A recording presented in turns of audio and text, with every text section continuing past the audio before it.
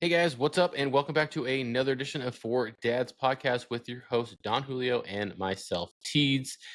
Hopefully, you guys had a good week. There was a decent week of golf going on. If you didn't know, they had the FedEx Cup playoffs round 2, the BMW Championship at, of course, I never heard of Caves Valley Golf Club, and I think that was in Maryland.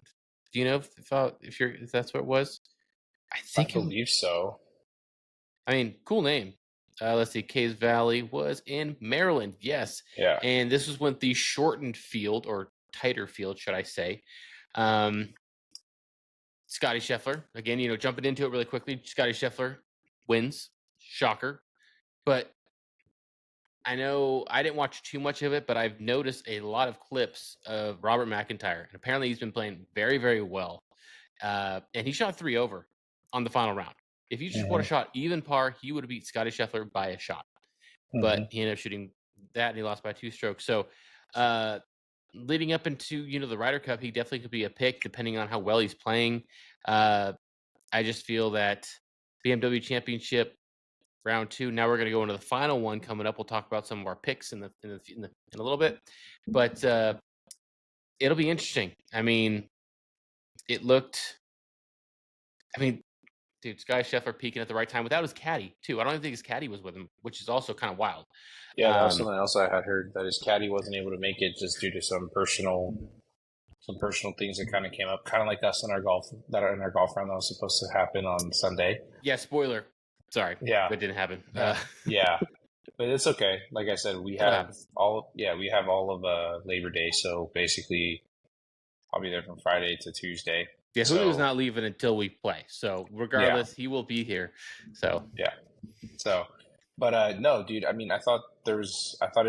I didn't watch a lot of it, but from the highlights that I saw, looked like great golf. Akshay Bhatia made his hole in one on the BMW. He had 2 hole outs that day. 2 hole outs. Two holes in ones, or no, 2 hole outs. One of them was a 2 on a par 4, and then I think a few holes later is when he actually got the hole in one on that BMW actual hole, which is wild. Yeah, I thought that was awesome. That was just such a beautiful shot, and just into the hole. And what was even cooler too is his sister apparently just had a baby, and so he gifted the car to his sister, which I thought was super cool. You know, and it's just stuff like that just is like, it's so nice. And I don't know if you had the opportunity to. Well, I know you've probably been watching a lot more football than anything else, but the backup quarterback for the Bears. For the Bears, yeah. I just saw it's been like all over social media, but yeah, go on. Yeah, but no, I was gonna say he got, he talks about how his dad is his right hand man and his hero, right, for just giving him the opportunities that he has, or that he's had and took advantage of to get where he is today, and to have a 2-year extension for $10 million. He's like, it just goes so far for what my family has sacrificed, and it's just a life-changing amount of money. But I think the reason why it's blowing up on social media is because you don't hear about that, right? Like how grateful they are, and with all the money, and yeah, you don't hear about that, and like them really just being grateful for everything that they just had, and now it's like it's a life-changing opportunity now, right? And all he needs to do is just perform, right? And it could be more, but it's just like, it's cool to see a young man like him, be able to recognize what the sacrifices were that his family did to give him that opportunity, and here he is paying it back and then some. Yeah. Right. Oh, yeah. And so that's always cool, and it's just little things like that, right? The media eats it up, and it's awesome because it's very wholesome. It's like, that's something that we all wish. I think us as sons, right, is like, I'd love the opportunity to retire my father and my mother and just pay off everything, right? It's like, right. I want to give them everything that they gave me, right? And it's like, what am I doing with that opportunity? Right. So it's just, it's cool, and it kind of hit. It kind of hit like a little bit of a like he was crying, super emotional about it too, which sometimes you'll hear like, oh, thank you, it's a great opportunity, and but you don't see the emotion, and like kind of like feel that, and whether or not it's like the guy mantra where it's like, don't cry, like it's not okay to cry, which I feel like is definitely changing. more and more that we're getting throughout the years. It's more and more okay and more common to do so. But um, and then you have someone like what's his name? Who's the defensive lineman for the Steelers that's going through that whole like contract spiel right now, where he signed an extension last year, but now he like is like trying to sit out because he wants more money. He's like their most like not TJ Watt, but like actual defensive lineman. Anyway, someone was Yep. like, "Well, this guy's over here saying I can't justify playing 15 million a year." It's like, yeah, depending on where you are in your career, this guy's on the tail end. He just had a great year, but it's like 15 million compared to 10 million for 2 years, and this guy's crying because he's so grateful for the opportunity, for the money that he is getting, life changing and stuff like that. Well, someone's like, it's not worth it for another year. Just kind of interesting to see different sides of it, Yeah. you know. I mean, dude, the game. I mean, sports and the finances that go with it is changing so fast. I mean, we saw. I mean, we really saw what some of these organizations and their boards and their investors are going to acquire big names like Juan Soto, right? Like Oh, dude, that it's that stupid.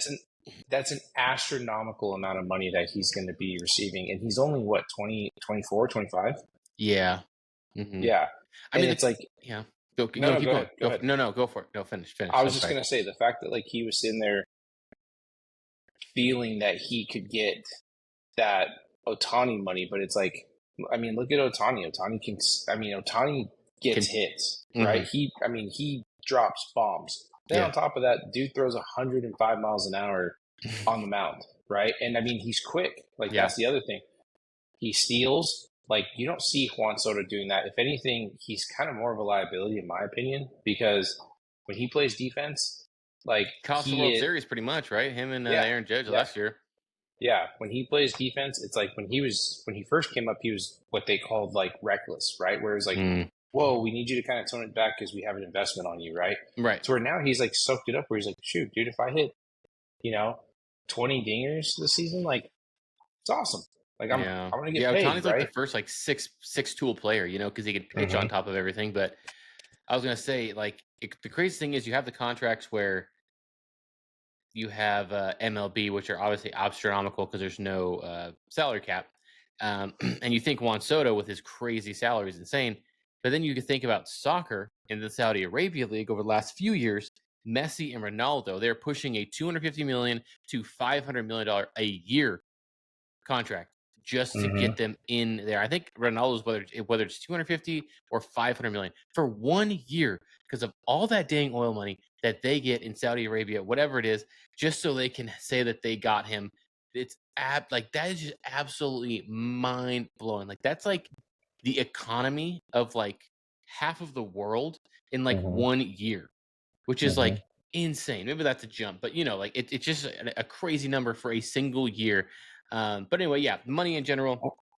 Well, think about. I mean, Yeah. dude, we kind of saw how aggressive Saudi, like things in Saudi Arabia get when it came to live. I Oh mean, yeah. dude, the number still hasn't even been solidified or hasn't even come out publicly as far as what Tiger was offered. Right? I mean, dude, Hmm. the number came out for Rory, which was like 850 million Hmm. or something like Yeah. that. Something stupid. Just yeah, it was something absolutely dumb. And he still said no, right? $850 million. That's more than you've made in your entire career with Right. with sponsors. Right. And it was like to have Tiger, and I think that's the whole thing is like if Tiger didn't have in play with ESPN, Fox, and everyone else, right, to have the TGL league, what's stopping him from getting it, dude? Right. Like It might literally. be all the appearances. He's just like, you know what? I don't want like for how much money I have to get, how much money I would get. It just might not be worth all of the going around, flying around, traveling. When he's such an older guy, he's wanting to watch his kid golf now, and he's Yeah. already got that. He's already set up for life, and his kids are too, Mm-hmm. and maybe even grandkids. So like, I get the money where it's like, wow, but at the same time, when you're older and your kids are older and you want to like hang out with them, watch them grow before they start their own lives and stuff like that with their own families in the future. You got little time with them. I could see that, especially when you're set up so much compared to like you and I, where it's like, okay, I'll do it. Like I don't even have to think about it. Yeah. Like it's just like, yeah, obviously I'll do it. Um, But And one more thing I want to add. yeah, Did you see the size of that diamond that Ronaldo got his wife? no, I didn't even know he was married. But no, It's literally the size of like the iPad or like of my headphone jeez, case. It's huge. Like there's rumors that I've seen that apparently like he paid someone to go to Africa to go get an uncut an uncut gem. diamond from an uncut gem diamond Yeah, right. from the ground, right? Which is, I mean, it's a crime. So apparently he paid somebody to go get it and then basically had it cleaned up um Why would you the even want to ring. wear that? That would, like, there's no way that thing's like an ounce. You know, it's Bro, got to be on her heavy. finger, it's like this, dude. They showed the picture of them on like their honeymoon. It's literally this big. Bro, she's I mean, married. she's How do carrying. you know? How could you tell she's married? What do you mean? Like, You think uh, that's a disco ball? yeah, right. No. It's so freaking bright. But I mean, like, I was gonna say about I'm not sure, but when it comes to like Saudi Arabia, I know like they have like sheiks in like all like their royal families and stuff Yeah, like that. royalty and stuff And like that. like, I don't know if you've heard, but like, you know, this like Jimmy Buffett and like um Bill Gates and all these people and Jeff Bezos, like the most famous, most rich people in the world, right? That's what they say. But they say those lists are skewed because when you're royalty, or I think it's mainly royalty, you don't have to disclose how much money you have. And you see these sheiks and like these like princes and whatever in these countries that have all this oil money, they're like, they have in like the trillions of dollars Yeah, easily, but they just don't disclose it. And because of that, it's not public, that no one knows exactly what the amount is. That obviously the Bezos and all those other guys look like they have the most money when they they're just really have. puppets. Yeah, Yeah, exactly. yeah, Compared to that. they're So just I don't know if that puppets. means to live where they're like, hey, we're not disclosing all of it because I don't want people to have really an idea, but obviously things are going to leak, you know, Yeah, and how we get the I numbers. mean, dude, you want to talk about like the Chinese dynasty and everything that goes from there? It's like, dude, there's some families that are just, I mean, you're talking old money that are still that made moves that are still benefiting today for like Oh their yeah. kids, Well, like you've seen the and movie Crazy Rich Asians. Have you seen that? yeah, yeah, Like the amount of money they made it seem like it was common out there. I think it was like in Singapore or wherever hmm they were. It was just like, and it's like people. It's like, oh, they own like all this stuff. They're like billionaires, but it's like, oh, they they're own the like whole cheap. island. It's like, but they're Yeah, cheap. They're not like the rich people. It's like what? Like yeah. just wild. But yeah. Anyway, back to some golf. Got on a little tangent there, but it was worth it because we did talk about live money and just money in general. But the Ryder Cup picks came out because the points were accoladed, obviously, and like the top 6 on the World Golf rankings make it automatically to the Ryder Cup teams for the United States. I believe it's the same thing for Europe, but honestly, I don't know. For a golf podcast, don't hate. But going into that, the craziest thing is I'll read off the names. Scotty Scheffler, JJ Spawn, Xander Schauffele, Russell Henley, Harris English, and Bryson DeChambeau are the automatic picks, the auto bids. The thing that I thought was the most shocking, Bryson DeChambeau played in 4 World Golf Ranking tournaments, and he ended up 6th. That's insane. That should just tell you right there how terrible, like how pointless the World Golf Rankings are. If someone, and he missed the cut on one of them. Didn't he miss the U.S. hmm Open cut? Yes. Like he missed 1 cut out of 4, so he only made 3 cuts. He didn't win one. He came up second or third place in the Masters. Played really well, maybe second or third place in the Open. Blanking right now on how he came exactly to the place that he came in the championship, but that's insane, dude. Basically 3 tournaments. You're telling me, because obviously the majors they get more points in those World Golf rankings. You're telling me that was enough to be the top 6? And people out here are like, oh yeah, like the PGA Tour is the number 1 tour. Like it's no comparison. Like, dude, this guy has more points than like 98% of the rest of the PGA Tour field by only playing in 4 events and qualifying for 3 of them and getting actual points. It's insane. hmm I was just gonna say, I mean, this kind of goes back to what we were talking about with like the scoring, right? Of like your handicap. It just kind of shows it's a weird system. Mm-hmm. It's like flawed. It was Yeah. it's it doesn't exactly makes sense. But again, for those that are probably like deep in the weeds with it, get it. But for us, it's just kind of like, well, wait a minute, that doesn't make sense. It shouldn't make sense, It Yeah, shouldn't be that easy. In the yeah, sense, like, don't get me wrong, I want Bryson DeChambeau. I think he's playing really well. I think he should be on the team. But the fact that he easily made it with only 4 events and really getting points for only 3, that's just insane. yeah.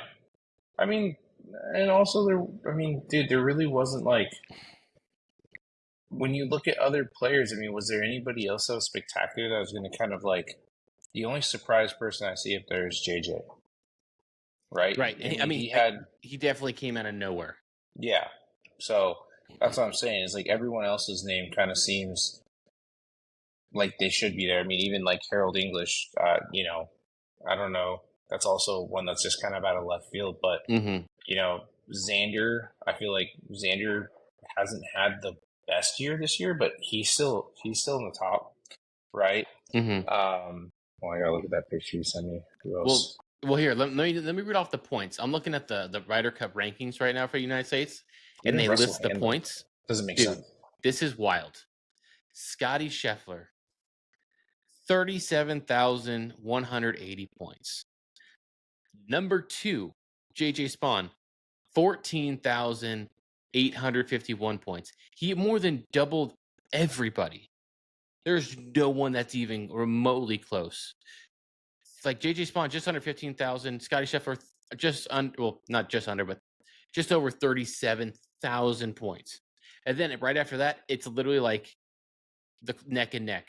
JJ Spawn 14.8, Xander 13.7, Russell 12.2, Harris English 10,880, then Bryson DeChambeau 10,774, Justin Thomas under him by 300 points, and then Colin Morikawa just eclipses 10,000 points at number 8. Then you got Ben Griffin, Maverick McNeely, Keegan Bradley, Brian Harmon, Andrew Novak, Cam Young, Patrick Cantlay, Sam Burns, Wyndham Clark, Lewis Glover, and Akshay Bhatia and Chris Gotterup to round out the top 20. So 6 picks left. All going to be obviously the captain's picks. 1, do you think that Keegan Bradley will pick himself? And 2, who do you think should round out the next 6 as of right now? I know there's one more tournament that they're doing, but as of right now, I know 6 a big number. I can go first if you want. I can go first and give you like a Yeah. little list here, just based off of these. And okay, why is my light flickering like that? That was weird. I mean, Justin Thomas has played well. He has definitely gotten a lot better than normal, but this is definitely one of the Ryder Cups that you could take him compared to the last one, where it's like you easily could have left him with how bad he was playing. Definitely gonna go Colin Morikawa. Yep.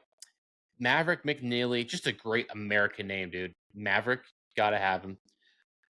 Keegan Bradley, I definitely would take him. Now, since it is in the United States, I don't know about Brian Harmon, honestly. I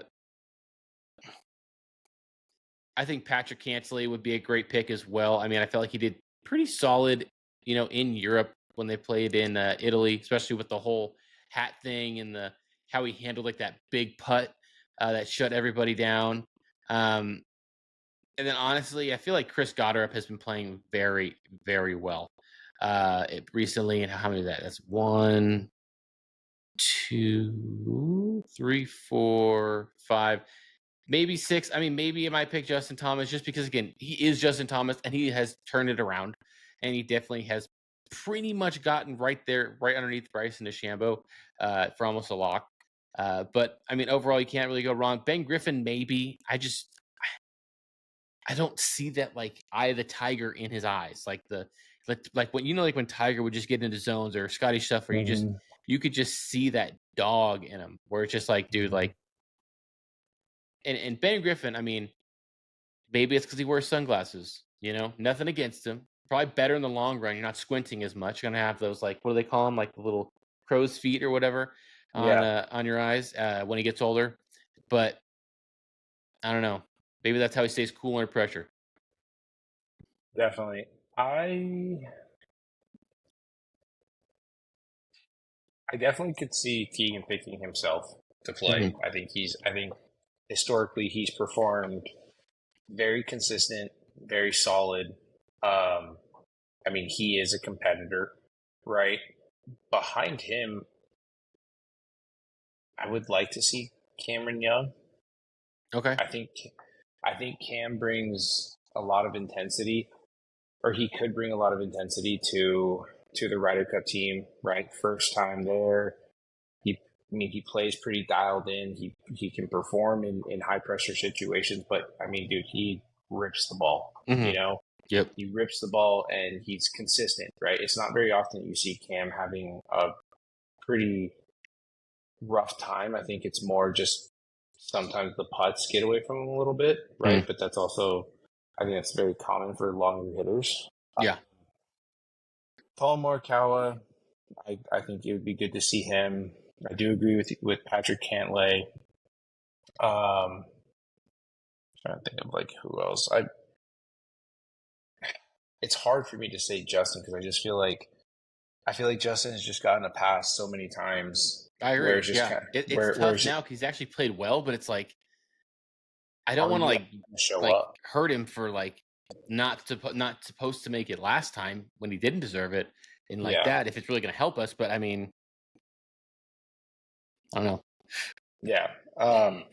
I do like your choice of Lucas Glover as well. Oh, I didn't say Um, Lucas Glover.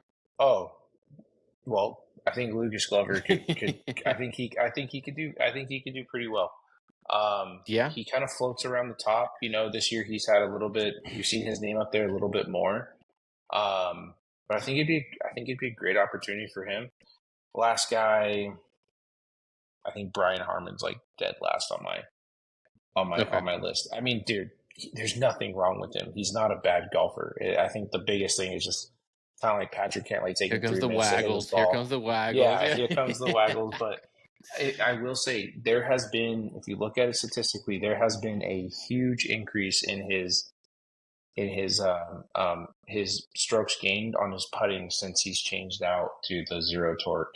Oh, Um, really, dude? He used to have the yeah, biggest head of a yeah, putter I've ever seen, and with him being so yeah. small, oh my gosh, dude, that thing looked Well, like and he yeah, was. and having it sitting at like a 38 choke down. I mean, a huge putter. But yeah, he has significantly gained strokes on the green with that as well. Man, could you imagine him in Europe, just like with the Is Will waggles? Zalatoris still hurt? Yeah, I think so. I think he's still hurt. But could you imagine Harmon like in Europe with his waggles? One, the crowd. Two, three, four. Sure. Oh, Yeah, for sure, dude. Yeah, that would be.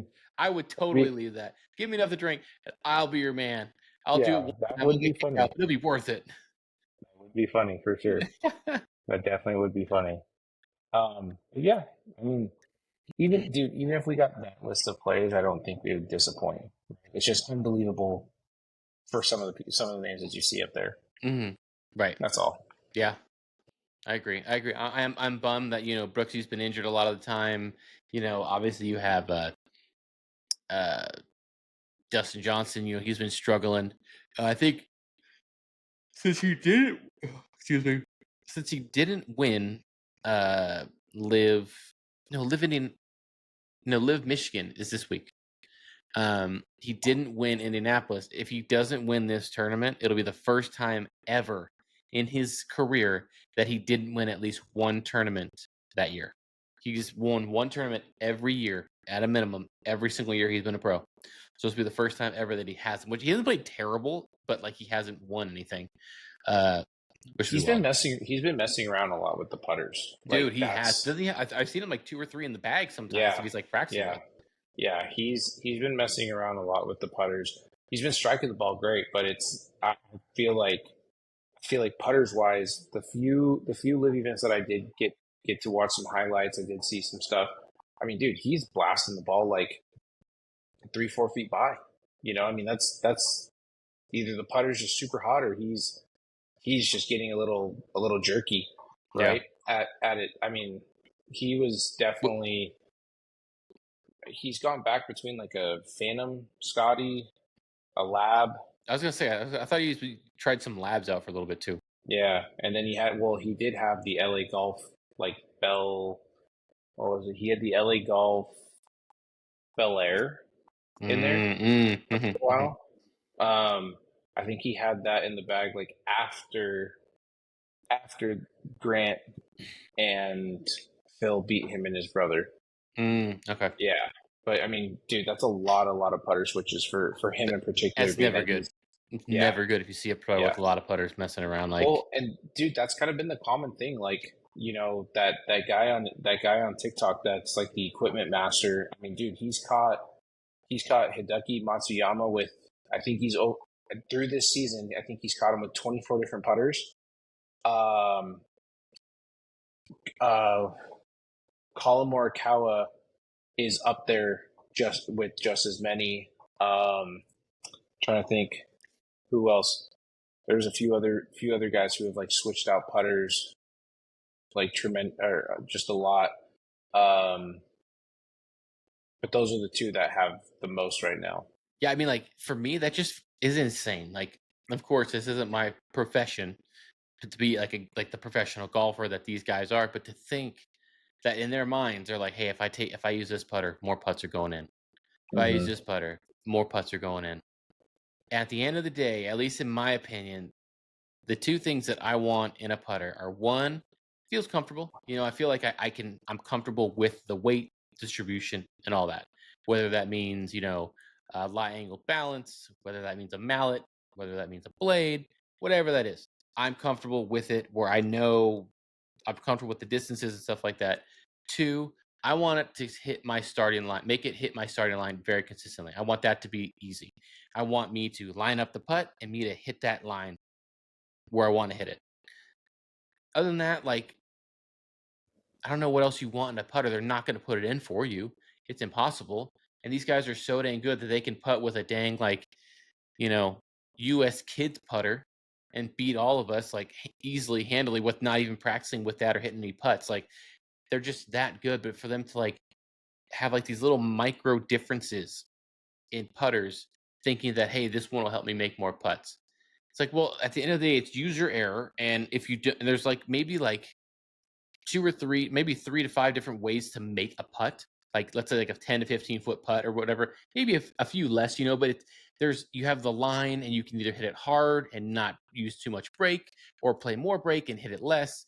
You have obviously those little varying ways. There's a lot of ways to make it, but like you only get one shot every single time. And because of that, it makes it so difficult to be consistent and make every single putt.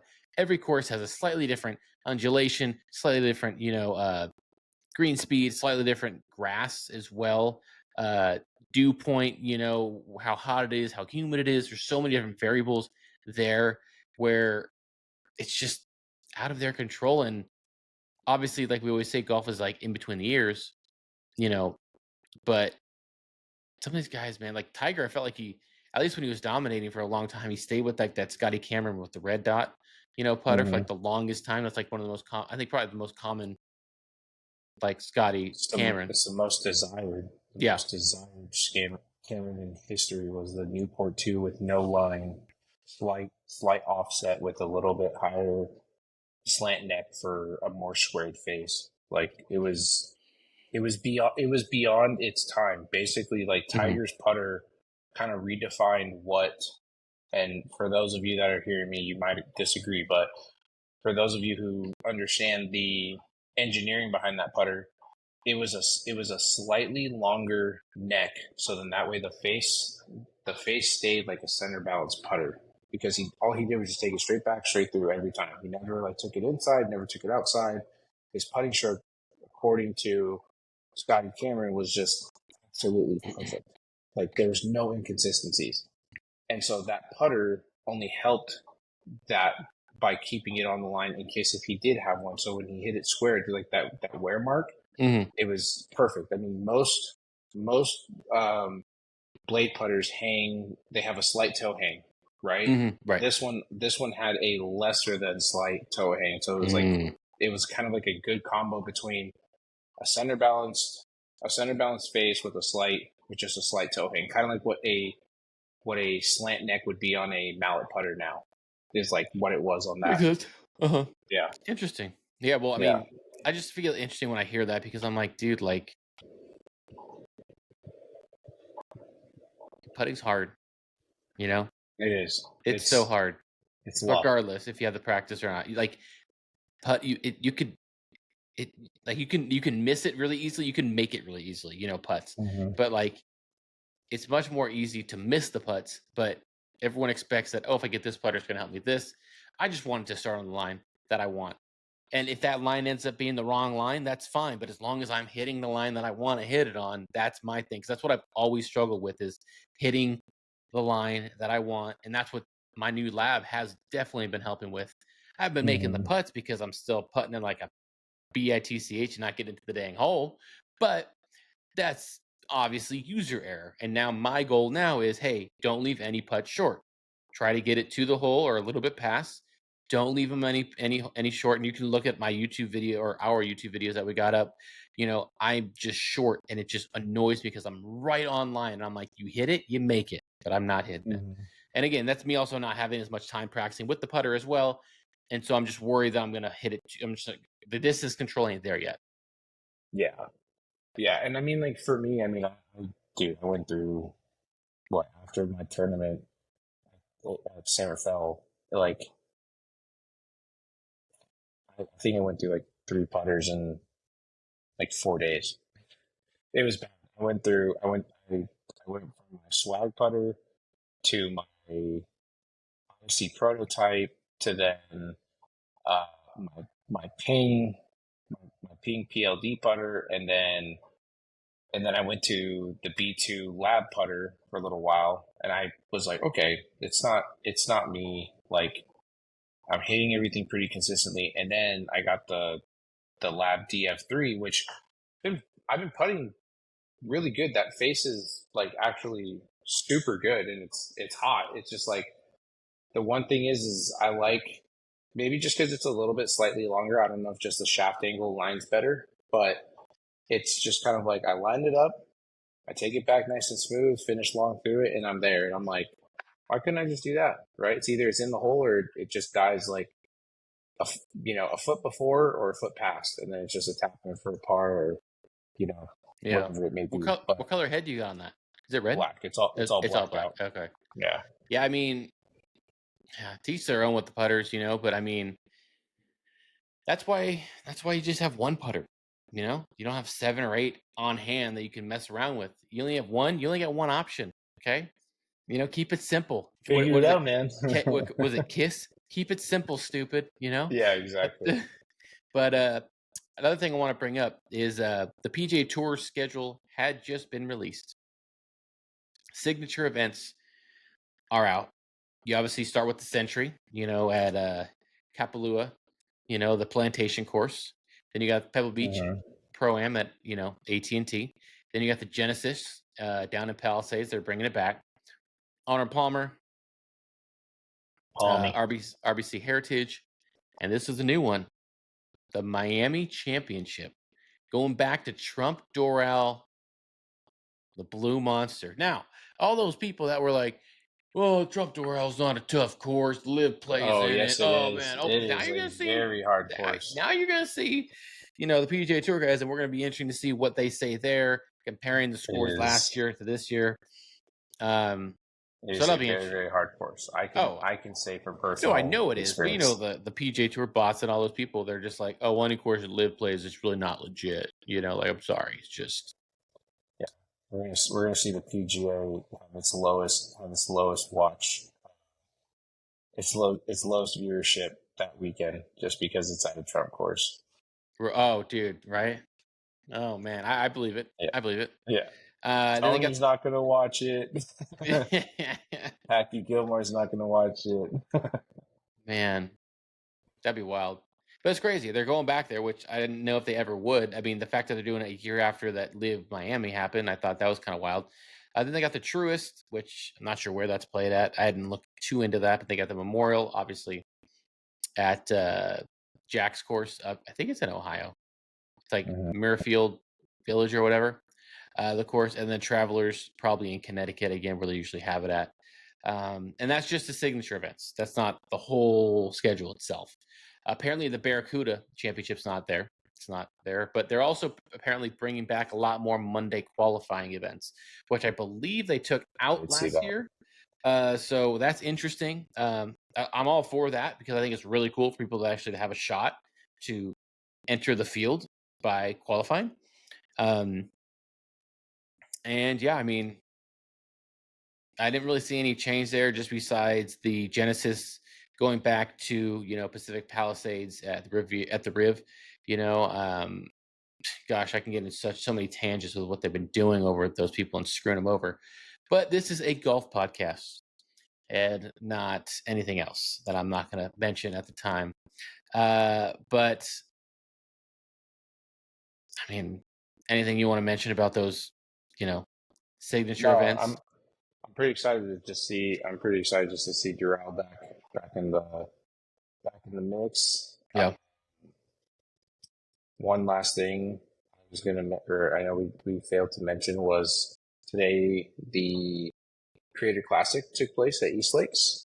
And if you knew it was happening, good on you. I think you were probably one of 5 people. Yeah, Like, exactly. man, today I was on YouTube and I was like, live? Oh, I thought it was the Internet Invitational, because that was going on I think last weekend, but they didn't really show anything live on it. Mm-hmm. So I was like, what the heck is this? And then yeah, go on. No, Keep I was going just on gonna that. say Yeah. it was cool. One, first and foremost, to see them play 18 holes. I thought it's about freaking time. Right. There were some great names in there. I love the diversity between the female golfers and the male golfers.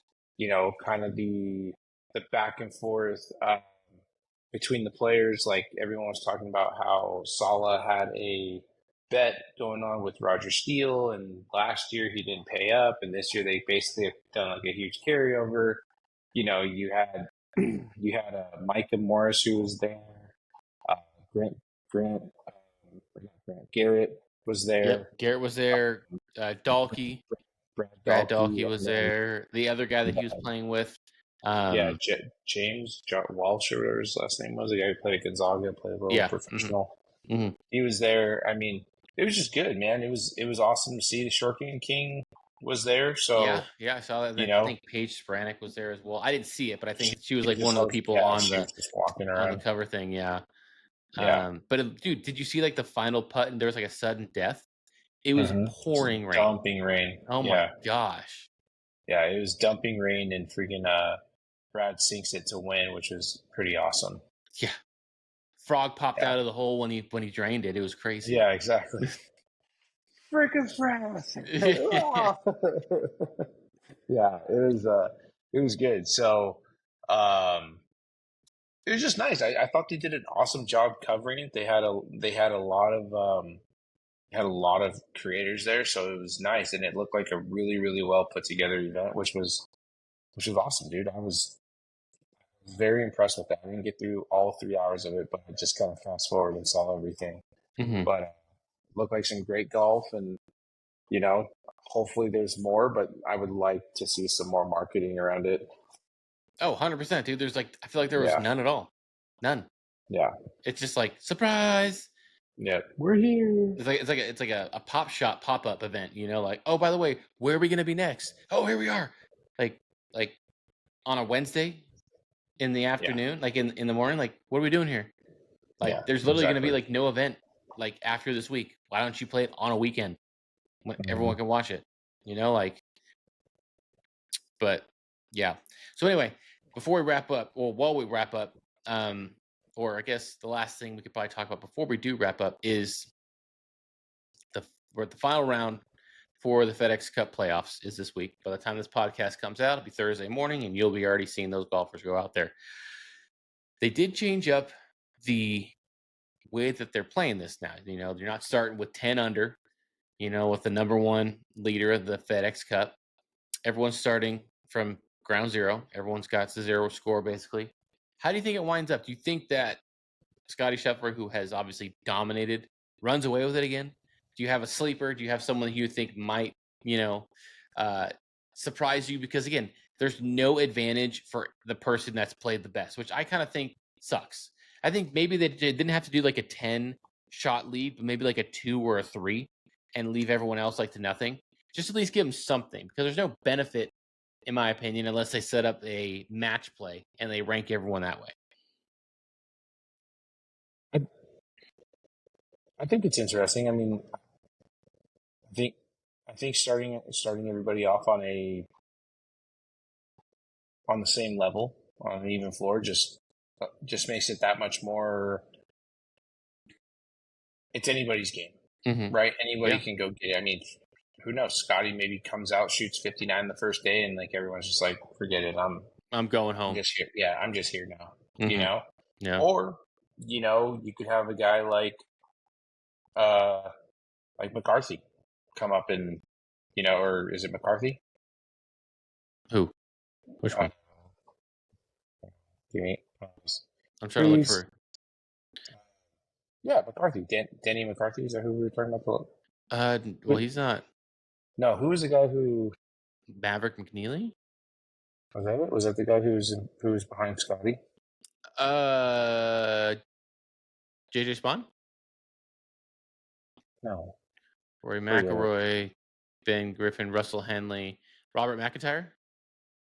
Yeah, there you go. That's Okay, it. that's what I was thinking. Yeah, Okay, yeah. Maybe he could come in and steal the show. or Like, Akshay Bhatia. dude, You know. I would love to see him win. I think he's again. I've always been a fan of him. Yeah.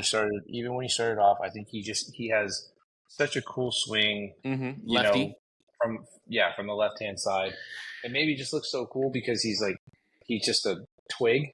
Yeah, so he just looks so aggressive. But um, I would love to see him win. I think he's due for another win, and the guy is he's just such a nice guy. So Yeah. No. you know, 100%. I mean, great dude. I think obviously I think that the way Scotty's been playing, he can run away with it. Obviously, with Rory McIlroy in the field, maybe he could play well, but again, I feel like he's still trying to figure out his next motivation. Tommy Fleetwood, honestly, would be kind of dope for him to actually get his first win in there. I hmm do think a big sleeper, in my opinion, is definitely, and I'm not seeing his name after I just saw it, Victor Hovland. I mean, he's already won a tour championship before, and so he's done it before, and no one would expect to see him coming. And it was actually crazy. Remember how I've been talking about this for like the last few months, ever since he came back to his Nike Roach G Tours. He's playing a lot better. You see the what's the guy who does all the kicks with yeah, Chris it's or like whatever his name is, like the no, it's yeah, I think you're right. Kicks with Chris. something like that. One of these guys, he's always like the first one to talk about the new golf shoes or whatever that comes out, new J's, whatever they are. He commented on that. And I'm like, hmm finally. And I was like, dude, I've been talking about this for months. I DM'd, I'm like, I'm talking about this for months, and no one said anything. And then he looks back at the previous message that I sent him back early in May. He goes, oh, dang, you did message me about this earlier. I'm like, I told you, man. I've been on this, but no one's been saying anything. I've been like, what the heck? But one thing I do want to end on, which I thought was pretty interesting. Do you know Harry Hall? He's 26th ranked in Yeah, the FedEx Cup playoffs. Someone said, what if Team Europe just created Harry Hall out of thin air to basically go toe to toe with Bryson DeChambeau? A bigger, better Bryson DeChambeau, bulkier with his little blind peaky hat on. And I was like, dude, if they both went with like those hats, that would be wild. Just like that'd be that a would be heck of a hilarious. matchup. Like, Yeah, which one's British? Which one's from Europe? Like, I don't know. Like, don't listen to him talk, but I thought that was a really funny comparison. yeah, that'd be funny. But yeah, man. Other than that, uh, I'm honestly just pretty tired. Word, bro. Same. So yeah, so Yeah. we'll wrap it up here. Hopefully you guys have a good week. Definitely take a look at if you guys are looking for any, golf polos, whether or golf shorts, whether it's Primo, whether it's Sunday Swagger, we got you covered. We got those links. And battle bars as well. You know, if you're looking to fight some hunger on the golf course, or you like their Julio really loves and preaches on their protein powder. More protein powder. Definitely get some of that. I mean, I just it's ordered American some made. more. I love it. I love it. And yeah, we might have other codes for other stuff. I'm not exactly sure, but take a look. It's been a while. Yeah. We got you covered. But that'll do it for today's pod. Hopefully, you guys have a great week. We'll see you guys hopefully next week. Don't forget to stay fly and go low. Adios.